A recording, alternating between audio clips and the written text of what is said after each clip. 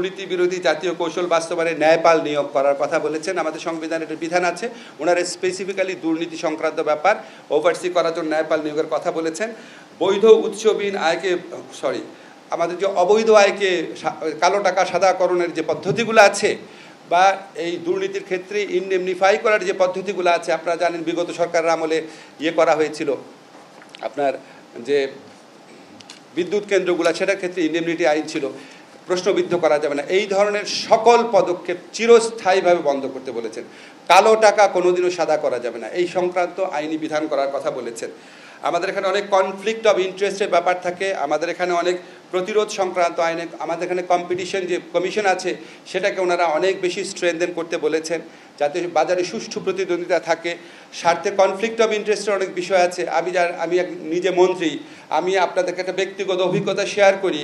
আমার 2টা মন্ত্রণালয়, আইন মন্ত্রণালয় এবং প্রবাসী কল্যাণ মন্ত্রণালয়, সেখানে যারা মন্ত্রী ছিলেন ওনারা ওই মন্ত্রণালয়ের যে উপার্জিত অর্থ, বিভিন্ন কারণে উপার্জিত অর্থ যেগুলি 1000 কোটি টাকার মতো, সেগুলি ওনারা বেসরকারি ব্যাংকে আমানত হিসাবে রেখেছেন। যেই বেসরকারি ব্যাংকগুলা প্রতিষ্ঠার সাথে ওনারা বা ওনাদের আত্মীয় স্বজনরা বা ওনাদের দলের সদস্যরা জড়িত, ব্যাংকগুলোর নাম শুনেন, পদ্মা ব্যাংক, মধুমতি ব্যাংক, ওই সমস্ত ব্যাংকে শত শত কোটি টাকা জমা রেখেছেন। এখন এটা উদ্ধার করতে গিয়ে আমার জান বের হয়ে যাচ্ছে, বুঝছেন? এখন প্রবাসী কল্যাণ ব্যাংকের টাকা আপনি সরকারি ব্যাংক থাকতে মধুমতি ব্যাংকে রাখছেন কেন, বা পদ্মা ব্যাংকে রাখছেন কেন, যেটার সাথে আওয়ামী লীগের নেতৃবৃন্দ বা তাদের আত্মীয় স্বজন জড়িত ছিল? এই ধরনের কনফ্লিক্ট অফ ইন্টারেস্ট যে আছে, বা ধরেন আমি যখন ইলেকশন করতে যাচ্ছি সেখানেও কনফ্লিক্ট অফ ইন্টারেস্ট সংক্রান্ত আমাদের যে আইন এবং বিধিবিধান আছে সেগুলি কঠোরভাবে প্রয়োগ করা, প্রয়োজনে আইন সংস্কার করার কথা বলেছেন। গণপ্রতিনিধিত্ব আদেশ একটু সংশোধন করার কথা বলেছে। নির্বাচন কর্মকর্তা বিশেষ বিধান আইন এটা একটু সংশোধন করার কথা বলেছে। নির্বাচন কমিশন সচিবালয় আইন সংশোধন করার কথা বলেছেন। নির্বাচন পর্যবেক্ষণ এবং গণমাধ্যম নীতিমালা পর্যবেক্ষণ এবং সাংবাদিক নীতিমালা এগুলি সংশোধন করার কথা বলেছেন।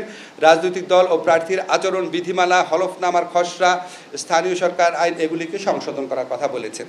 রাজনৈতিক এবং নির্বাচনী অর্থায়নে স্বচ্ছতা এবং শুদ্ধাচার চর্চা নিশ্চিত করতে বলেছেন। আপনারা জানেন আমাদের পলিটিক্যাল ফাইন্যান্সিংটা সম্পূর্ণ হচ্ছে একটা অস্বচ্ছ প্রক্রিয়া হয়, সেটাকে স্বচ্ছ করার জন্য প্রয়োজনীয় আইনি এবং প্রশাসনিক ব্যবস্থা নেওয়ার কথা বলেছেন। বেসরকারি খাতে ঘুষ লেনদেনকে শাস্তির আওতায় আনার কথা বলেছেন। শুধু সরকারি ক্ষেত্রে ঘুষের লেনদেন না, বেসরকারি পর্যায়েও যেন ঘুষ লেনদেনকে শাস্তির আওতায় আনা যায় সেই কথা বলেছেন। আর্থিক লেনদেনের স্বচ্ছতা নিশ্চিতে কমন রিপোর্টিং স্ট্যান্ডার্ড বাস্তবায়নে আইনগত সংস্কারের কথা বলেছেন। এছাড়া আমি আর ডিটেইল পড়লাম না, দুর্নীতি দমন কমিশনকে আরও শক্তিশালী, আরও জবাবদিহিতামূলক, আরও স্বচ্ছ করার জন্য প্রয়োজনীয় আইনগত এবং প্রশাসনিক ব্যবস্থা গ্রহণ করার কথা বলেছেন। আপনারা খেয়াল করে দেখেন 5টা কমিশন আমাদের আশুকরণীয় বলেছেন। সংবিধান সংশোধন কমিশন কোনো আশুকরণীয় কিছু বলেন নাই, কারণ ওনারা সংবিধান সংশোধন সংক্রান্ত যেই সমস্ত প্রস্তাব দিয়েছেন প্রত্যেকটা প্রস্তাব রাজনৈতিক দলের সাথে ঐক্যমতের ভিত্তিতে এটাকে গ্রহণ করা হবে কি হবে না সেই ডিসিশন নেওয়া হবে। ফলে আমরা সংবিধান সংস্কার কমিশনের পক্ষ থেকে কোনো আশুকরণীয় পাই নাই।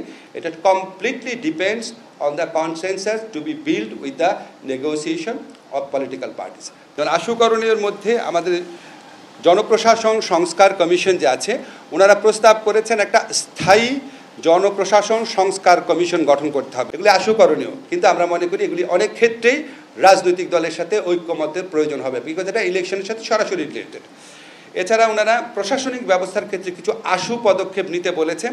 একটা হচ্ছে ভোটার তালিকা হালনাগাদীকরণ, প্রবাসী এবং অভ্যন্তরীণ দুই পক্ষের জন্যই সংসদীয় এলাকার সীমানা নির্ধারণ, পোস্টাল ব্যালট পরীক্ষা নিরীক্ষা করতে হবে লিখেছেন। এটা কতটুকু ভায়াবল, পরীক্ষা নিরীক্ষাটা শুরু করতে বলেছেন।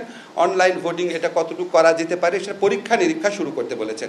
এই যে নির্বাচন ব্যবস্থা সংস্কার কমিশন, এগুলির ক্ষেত্রে আমার পার্সোনালি মনে হচ্ছে অনেক ব্যাপারে রাজনৈতিক দলের সাথে আলোচনার প্রয়োজন পড়বে। এছাড়া আমাদের দুর্নীতি দমন কমিশন লাস্ট যেটা আছে সেখানে অনেকগুলা